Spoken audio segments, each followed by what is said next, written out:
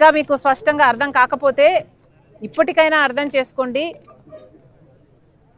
మేము కాంగ్రెస్ పార్టీ తరఫున అమరావతికి మద్దతు ఇవ్వడమే కాదు, అమరావతికి కావాల్సిన ఏ సహకారమైనా కాంగ్రెస్ పార్టీ తరఫున మేము చేయటానికి సిద్ధంగా ఉన్నాం. ఒక్క నిమిషం, లెట్ మీ కంప్లీట్ ఇట్.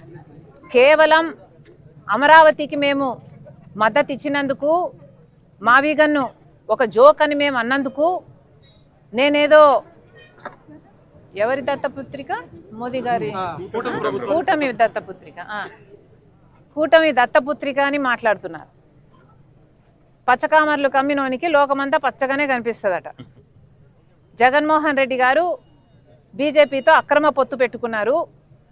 ఎందుకంటే బహిరంగ పొత్తు పెట్టుకునే దమ్ము లేదు, ఆయన ఓటు బ్యాంకు అనుమతించదు. కాబట్టి బీజేపీతో, మోడీతో అక్రమ పొత్తు పెట్టుకున్నారు.